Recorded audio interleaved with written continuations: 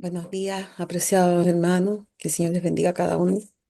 Que vamos a tener un día en compañía de nuestro Señor. Para comenzar, voy a proyectar un himno para que meditemos en el mensaje y podamos pedir la presencia del Señor.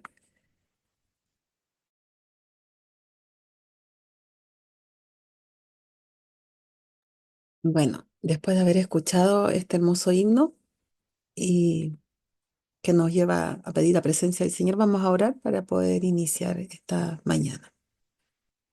¿Se escucha bien, cierto?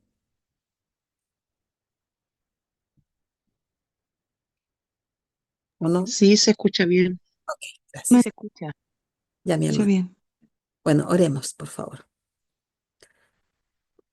Bendito Señor, alabamos tu nombre, reconociendo la grandeza de tu amor, entendiendo, Señor, que tenemos mucho que aprender de ti y pidiéndote en esta mañana tu presencia en este pequeño estudio que haremos, Señor, para recibir de ti las verdades que tú quieres que queden grabadas en nuestras mentes y que se hagan una realidad en nuestra vida. Te rogamos que nos puedas limpiar de toda aquella cosa que pueda estar siendo un bloqueo para no poder recibir, Señor, tu palabra. Todas aquellas faltas no confesadas, tú puedas traerlas a nuestra memoria, Señor, para que podamos ponernos a cuentas contigo y estar en plena comunión, Señor. Que la presencia de tu Espíritu pueda dirigir esta reunión y que mis palabras no sean provenidas de mí, sino de ti, Señor. Una bendición especial te pido para cada uno de los asistentes y que puedas obrar en nuestras vidas poderosamente. En el nombre de Jesús. Amén. Bueno, mis hermanos, hoy día les he traído una pequeña presentación que preparé en base a una lectura que estuve haciendo hace unos días atrás y que me pareció bien bonito, me impresionó y quería compartirlo con ustedes. Está basado en uno de los libros de testimonios para la iglesia, el tomo 5. Ya, casi al último está dividido por número el libro y en casi al último los títulos, creo que es el antepenúltimo, es este que estoy comentando. No están todos los párrafos, pero sí la mayoría, ¿ya? El carácter de Dios revelado en Cristo. Bueno, tenemos acá este versículo bíblico que se encuentra en Juan 17:3, el que dice, y esta es la vida eterna, que te conozcan a ti, el único Dios verdadero, y a Jesucristo a quien tú has enviado. Aquí está diciendo que todos se encuentran en conocer a Jesús. La vida eterna, que es lo más precioso que nosotros podemos conseguir, se encuentra en conocer a Dios y a Jesucristo.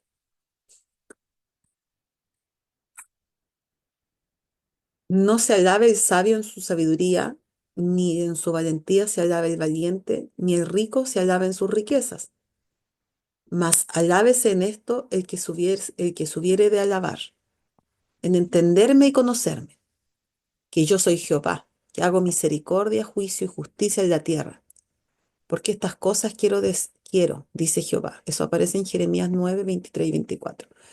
Aquí está resaltando, ¿cierto?, que lo único digno, si es que hubiera algo digno de alabarnos, es en entender y conocer a Jehová.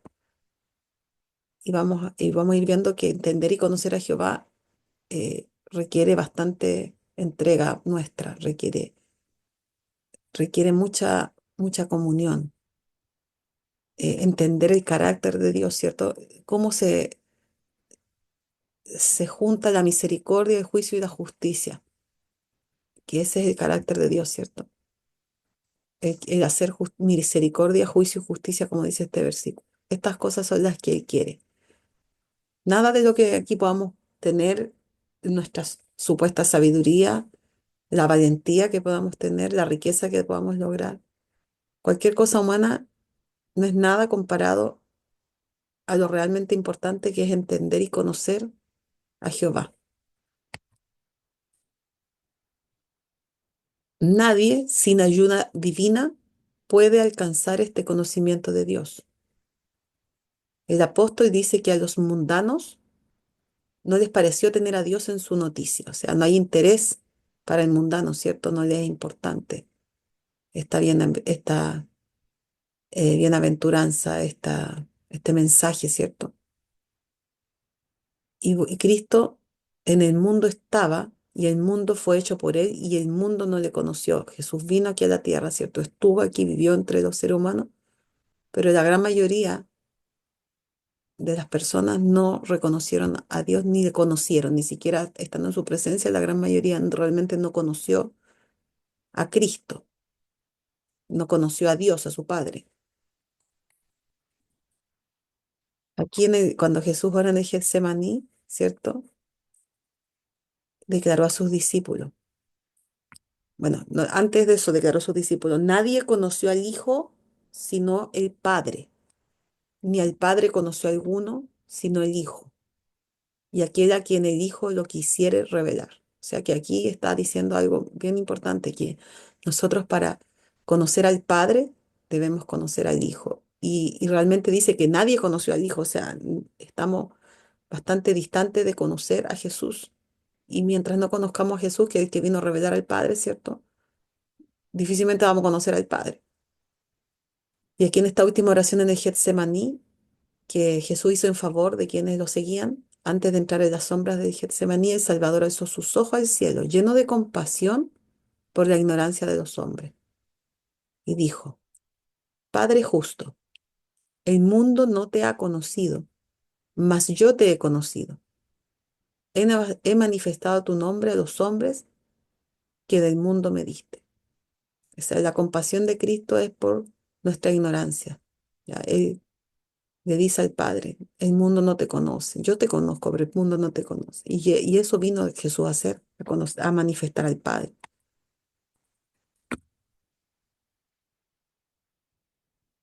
Desde el principio fue el plan estudiado de Satanás inducir a los hombres a olvidarse de Dios, a fin de que pudiese someterlos. Por eso mintió acerca del carácter de Dios, a fin de inducirlos a albergar un falso concepto de Él. Les presentó al Creador como revestido de los atributos del príncipe del mal mismo, arbitrario, severo, inexorable, a fin de que le temiesen, rehuyesen y hasta odiasen. Satanás esperaba confundir de tal manera las mentes de aquellos a quienes había engañado que desechasen a Dios de su conocimiento. Entonces borraría la imagen divina del hombre y grabaría su propia semejanza sobre el alma. Llenaría a los hombres de su propio espíritu y los haría cautivos de su voluntad.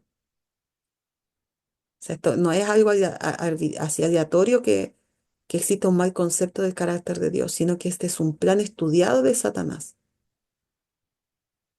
a fin de que en ese miedo, ese falso concepto albergado en el corazón humano, ¿cierto? Respecto a un Dios revestido de los atributos del mismo Satanás, o sea, un Dios arbitrario, severo, inexorable, ¿cierto? Generara eso en el ser humano temor. De hecho, eh, Adán y Eva huyeron de Jesús cuando pecaron, ¿cierto? Huyeron de Dios.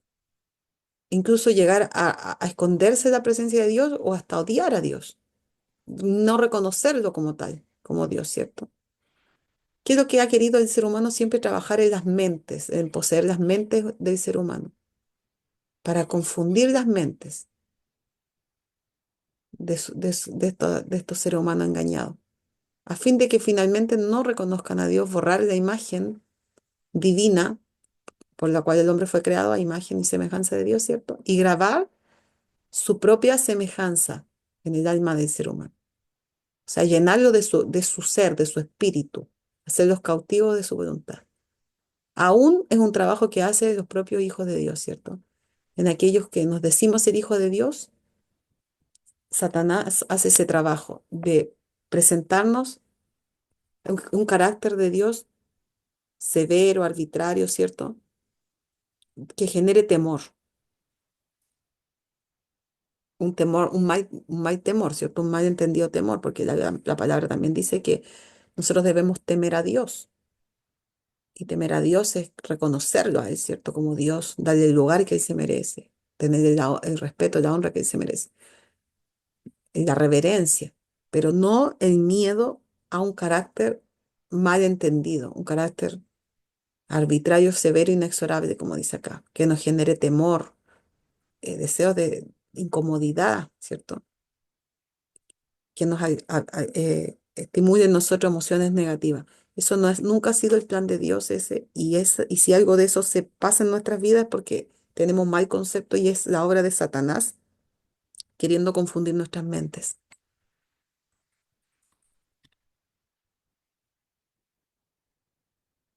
calumniando el carácter de Dios y excitando la desconfianza en él. Fue como Satanás indujo a Eva a transgredir por el pecado. La mente de nuestros primeros padres se oscureció, su naturaleza se degradó y su concepto de Dios fue amoldado por su propia estrechez y egoísmo. Y a medida que los hombres se hicieron más audaces en el pecado, el conocimiento y el amor de Dios se borraron de su mente y corazón.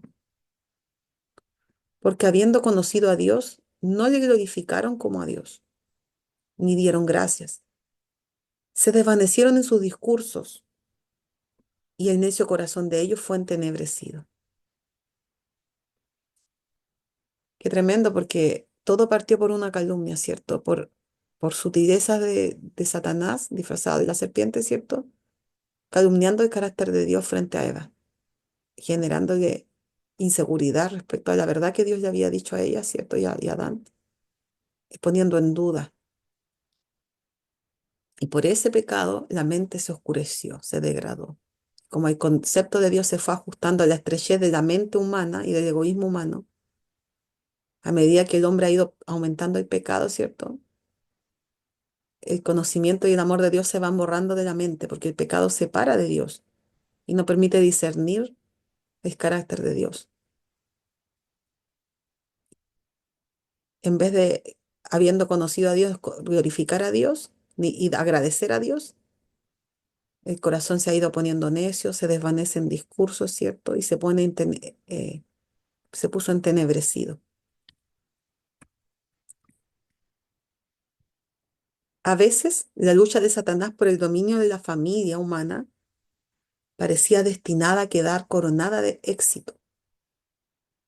Durante los siglos que precedieron al primer advenimiento de Cristo, el mundo parecía estar completamente bajo el cetro del príncipe de las tinieblas. Y él reinó con terrible poder, como si por medio del pecado de nuestros primeros padres los reinos del mundo hubiesen llegado a ser legítimamente suyos. Él se quería adueñar, ¿cierto?, de la humanidad. Aún el pueblo de la alianza, el pueblo judío, el pueblo hebreo, ¿cierto?, al cual Dios había elegido para conservar su conocimiento en el mundo, se había apartado de tal manera de él que había perdido todo concepto verdadero de su carácter. Casi se había borrado la huella, ¿cierto?, del carácter de Dios. Estaba el mundo sumido casi completamente bajo el cetro del príncipe de las tinieblas. Cristo vino para revelar al mundo como un Dios de amor, lleno de misericordia y ternura y compasión. Las densas tinieblas con que Satanás había tratado de rodear el trono de la divinidad fueron disipadas por el Redentor del mundo, y el Padre volvió a quedar manifiesto a los hombres como la luz de la vida. Él vino como una revelación del carácter de Dios, de la misericordia, la ternura y la compasión. El ser humano se había vuelto cruel, ¿cierto? En general, en la eh, antigüedad, ¿cierto? En la crueldad que había, eh, la mala concepción incluso del propio pueblo de Dios, del carácter de Cristo, de Dios, debía ser eh, aclarado por una vida de testimonio del propio Hijo de Dios, ¿cierto? Para que las densas tinieblas con que Satanás estaba rodeando al mundo fueran disipadas Por eso Él vino a ser la luz de la vida. De hecho, cuando Felipe le pidió a Jesús, muéstranos al Padre y nos basta, el Salvador le contestó, ¿tanto tiempo ha que estoy con vosotros y no me has conocido, Felipe? El que me ha visto a mí ha visto al Padre. ¿Cómo pues dices tú, muéstranos al Padre? Cristo se declara enviado al mundo como representante del Padre. En su nobleza de carácter, en su misericordia y tierna compasión, en su amor y bondad, se nos presenta como la personificación de la perfección divina, la imagen del Dios invisible.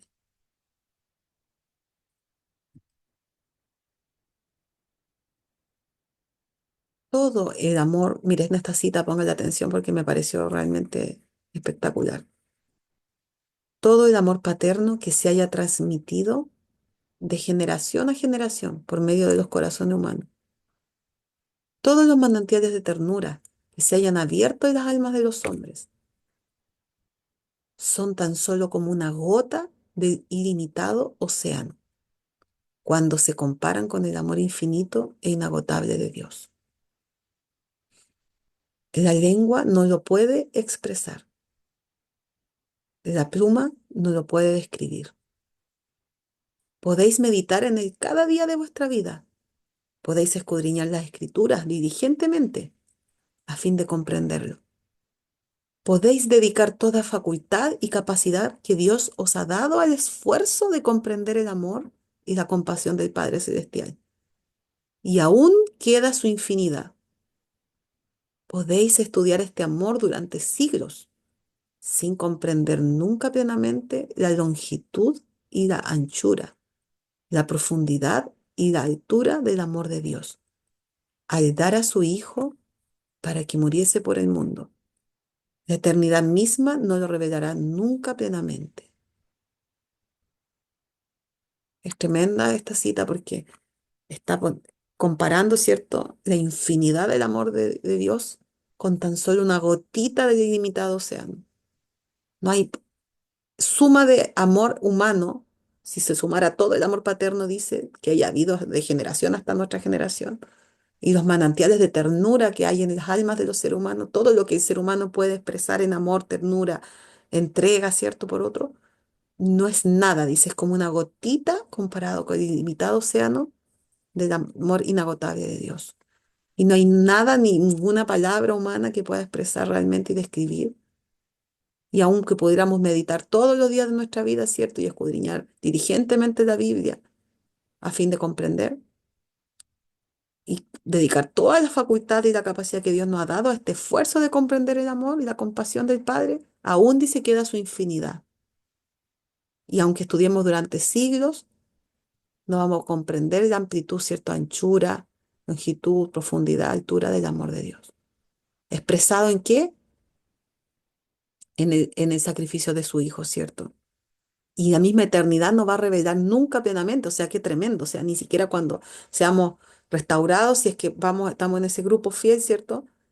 Ni siquiera la eternidad va a poder revelar nunca plenamente la grandeza del amor de Dios. Es tan grande que es incomprensible.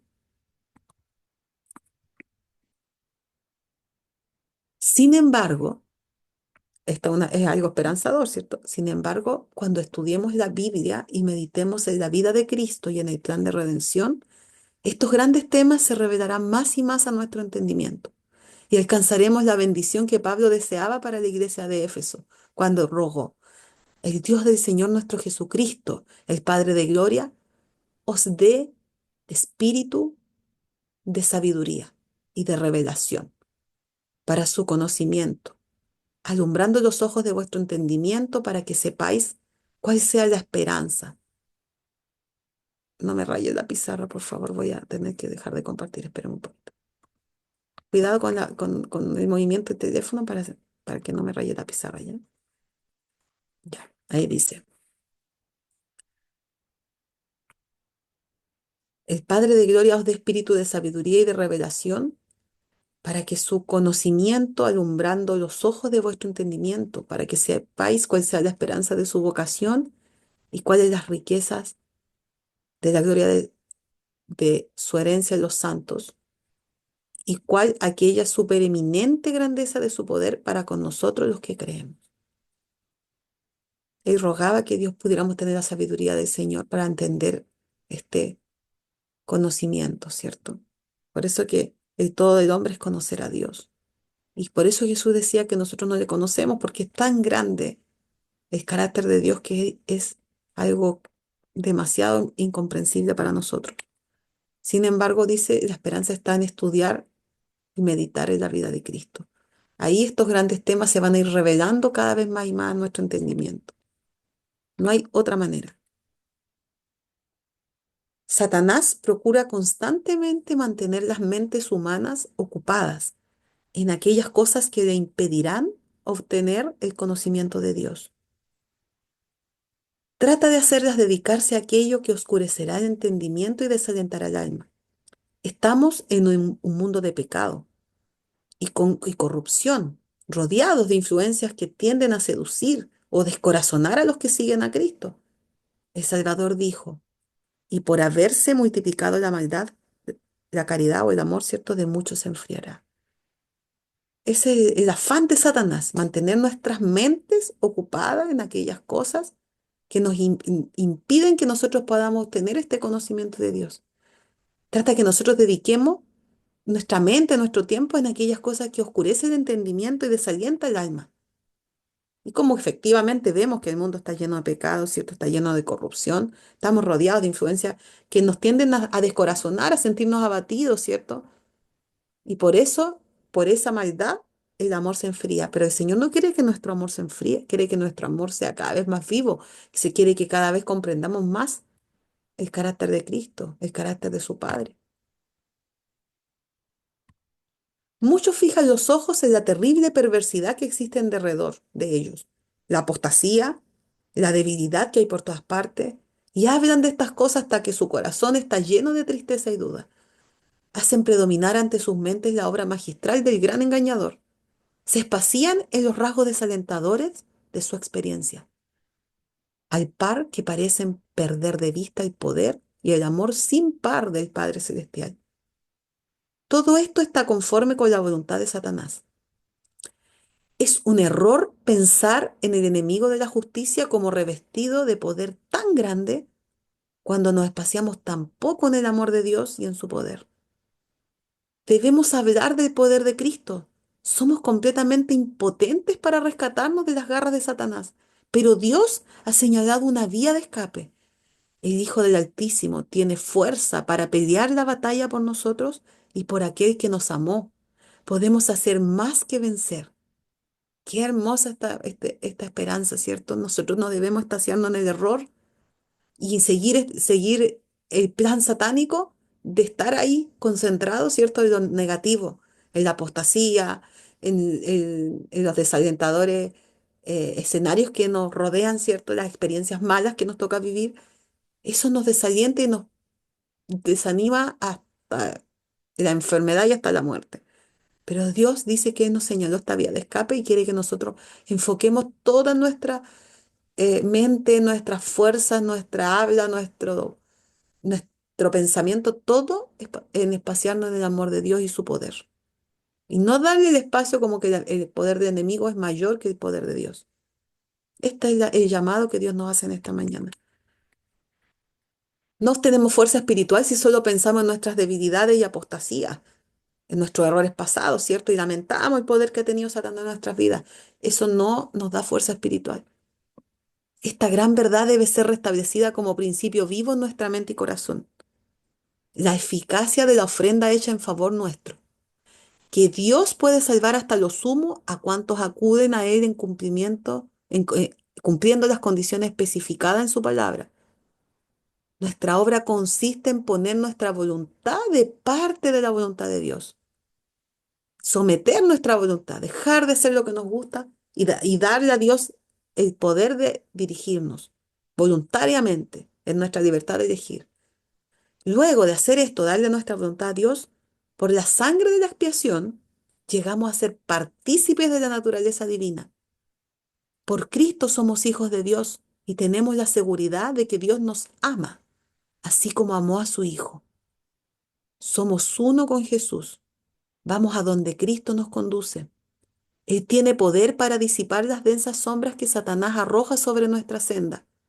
Y en lugar de las tinieblas y el desaliento, brilla el sol de su gloria en nuestro corazón. Acá nos está dando el Señor una estrategia, ¿cierto? Cómo restablecer el principio vivo en nuestra mente y corazón de que es eficaz la ofrenda que Jesús hizo en favor nuestro, que Dios nos puede salvar en nuestra condición de pecado, en nuestra condición de transgresión, cuando acudimos y cumplimos las especificaciones de la palabra. Y cuando la única obra que hacemos, que la única nuestra, es darle la voluntad nuestra, sometérsela a Dios, dejar de hacer lo que nos gusta, apartarnos del pecado voluntariamente, no por nuestra fuerza, sino que dejando que Cristo actúe por su fuerza y en comunión permanente. Eso nos va a dar el poder que por nosotros mismos no tenemos. Creyendo en la palabra, así como el centurión romano creía que por la palabra Jesús podía sanar a su siervo. Tuvo más fe, ¿cierto? Jesús dijo que no había hallado más fe en todo el pueblo de Dios que en ese extranjero, que en ese romano, porque creyó en la palabra, en que Cristo con su palabra podía hacer una obra. Bastaba que Él lo dijera. Y si nosotros conocemos la palabra de Dios, tenemos que no solo leerla, creerla, repetirla, sino que hacerla nuestra. Nuestra esperanza ha de quedar constantemente fortalecida por el conocimiento de que Cristo es nuestra justicia. Constantemente debemos tener en nuestra mente que no somos justos por nosotros mismos. Cristo es nuestra justicia. Él es nuestra esperanza. Descansa nuestra fe sobre este fundamento, porque permanecerá para siempre. Este es el único fundamento firme, Cristo como nuestra justicia. En vez de espaciarnos en las tinieblas de Satanás y temer su poder, debemos abrir nuestro corazón para recibir luz de Cristo y dejarla resplandecer para el mundo, declarando que Cristo está por encima del poder de Satanás, que su brazo sostenedor apoyará a todos los que confían en Él. Amén. Que esa sea nuestra esperanza. Cristo nuestra justicia. No espaciándonos en las tinieblas satánicas, no temiendo el poder satánico, abriendo el corazón para recibir la luz de Cristo en nuestras vidas, que está por encima de todo poder de Satanás. Ese brazo sostenedor va a apoyar a todos los que confían en Él.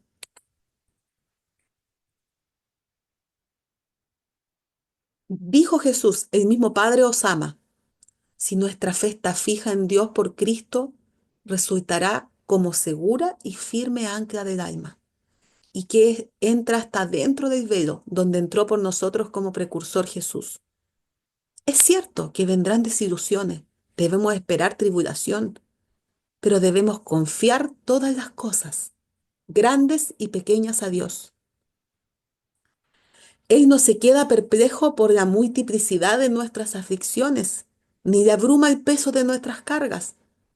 Su cuidado vigilante se extiende a toda familia y abarca a todo individuo. Él se interesa en todos nuestros quehaceres y pesares. Nota cada lágrima.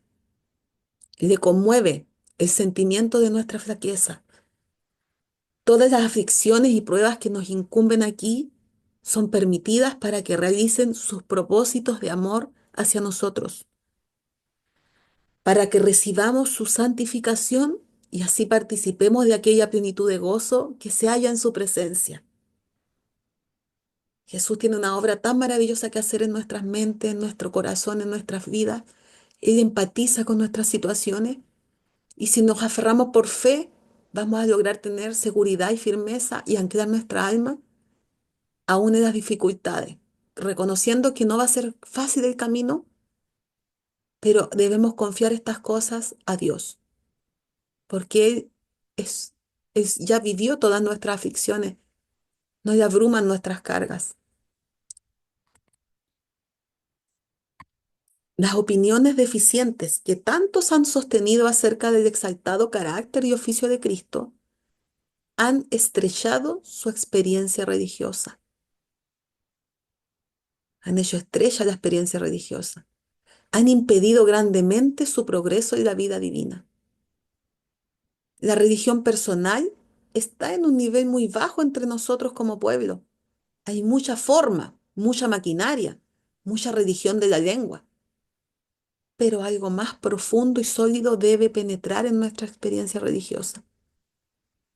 Con todas nuestras instalaciones, nuestras casas editoras, colegios, sanatorios, muchísimas otras ventajas, debiéramos estar mucho más adelantados.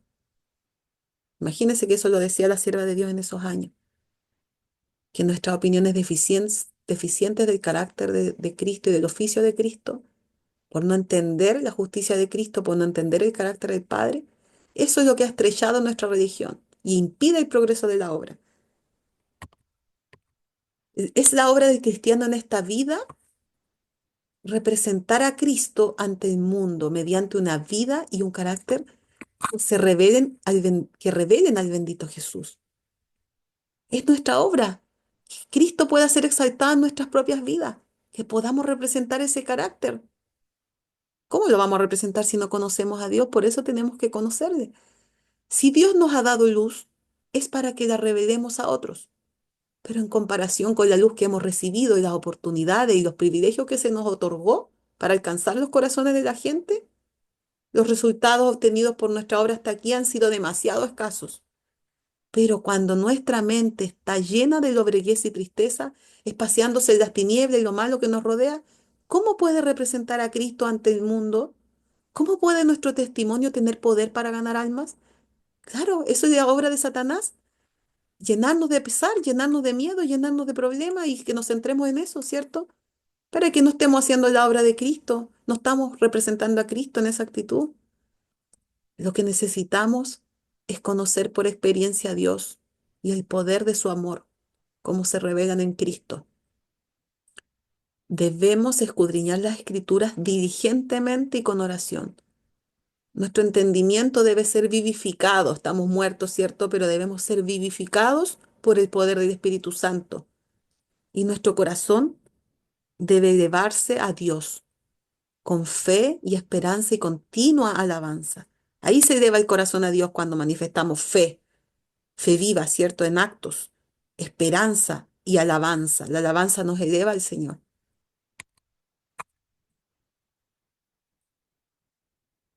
Hay, gracias a Dios, cuadros más brillantes y animadores que el Señor nos ha presentado. Agrupemos las bienaventuradas seguridades de su amor como tesoros preciosos para que podamos mirarlas de continuo. El Hijo de Dios abandonando el trono de su Padre. Esas cosas hay que pensar, en esas cosas. El Hijo de Dios abandonando el trono de su Padre, vistiendo su divinidad y humanidad a fin de rescatar al hombre del poder de Satanás. Su triunfo en nuestro favor, abriendo el cielo al hombre, revelando a la visión humana la cámara de la presencia donde la divinidad revela su gloria. La especie caída, levantada desde el abismo de la ruina en que el pecado la había sumido y puesta de nuevo en relación con el Dios infinito, habiendo soportado la prueba divina por la fe en nuestro Redentor, revestida con la justicia de Cristo y exaltada a su trono. Estos son los cuadros con los cuales Dios nos invita a alegrar las cámaras del alma. Y mientras no miremos a las cosas que se ven, sino a las que no se ven, resultará cierto que lo que al presente es momentáneo y leve de nuestra tribulación, nos sobra en un sobremanera alto y eterno peso de gloria. Que estos sean nuestros pensamientos, que estos sean nuestras meditaciones en todas estas hermosas cosas que Dios ha hecho por nosotros, a fin de que todo lo que pasa por aquí, ¿cierto?, sea algo tan de poca monta, de poca importancia para nosotros, porque estamos con nuestra mente en las cosas eternas, en las cosas celestiales.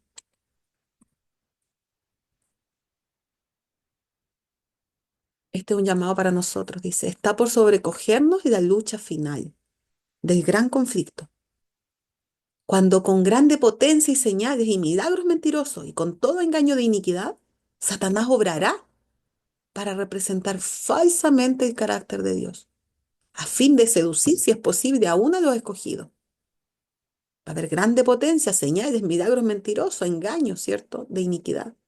Va a ser tan potente que va a engañar incluso a los escogidos, si es posible. Si hubo alguna vez un pueblo que necesitase un aumento constante de la luz del cielo, es el pueblo que en este tiempo de peligro Dios llamó a ser depositario de su santa ley y a vindicar su carácter delante del mundo. Aquellos a quienes se confió un cometido tan sagrado deben ser espiritualizados y elevados por las verdades que profesan creer. Si las verdades que nosotros profesamos creer no nos elevan, no nos hacen ser espirituales, no nos mantienen en una comunión permanente, es letra muerta, hermano. Nosotros, en esta generación, seguramente nos va a tocar vivir todo este gran conflicto que ya se está viviendo, pero cada vez va a ir en aumento. Y dice, si hubo alguna vez un pueblo que necesite un aumento constante de la luz espiritual, es este pueblo. Debemos renunciar a todo aquello que nos impida tener esta comunión. Esta debe ser la prioridad en nuestra vida, el tesoro más precioso. Que Dios haga esa obra en nuestras vidas, hermano. Les voy a invitar para que oremos y luego, si quieren, comentemos un poquito lo que hablamos o puedan manifestar alguna otra situación, pedido de oración o gratitud. Oremos al Señor. Padre amado, te damos gracias, Señor, por este hermoso mensaje que tú nos has dado esta mañana. Un mensaje esperanzador, un mensaje que nos ordena, Señor, nuestra mente para poder poner las prioridades en la categoría que corresponde, Señor, para estar dentro de ese pueblo fiel. Tú nos das todas las herramientas, nos explicas con detalle, Señor, qué hacer, cómo vivir, cómo pensar, a qué no darle importancia, Señor, a qué sí dársela. Tú nos das, nos fortaleces la fe mediante tu palabra, Señor. Ayúdanos a que esa palabra penetre en nuestros corazones, pueda obrar, Señor, en nuestras vidas, poderosamente para hacer una transformación de nuestra mente, de nuestra comprensión, podamos contemplar ese carácter de Jesús, vestirnos de esa justicia que no es nuestra, Señor, que es prestada por ti en tu misericordia. No comprendemos, Señor, nos reconocemos ignorantes ante ti, Señor. Ayúdanos a que nuestra mente pueda ser abierta para entender ese amor, esa, esa magnitud tan grande, Padre. Te ruego una bendición especial por cada uno de nosotros, en nuestras vidas, nuestras familias que representamos. Ayúdanos a ser un círculo de influencia real en nuestra vida, en nuestra familia, en nuestros cercanos, en los desconocidos. Señor, ayúdanos a tener el amor de Cristo en nosotros, ese amor manifestado en tanta misericordia, Señor. Ayúdanos, Señor. No, no podemos, somos duros, Señor, hablando en nuestros corazones. Por el poder de tu Espíritu te lo pedimos en el nombre de Cristo Jesús. Amén.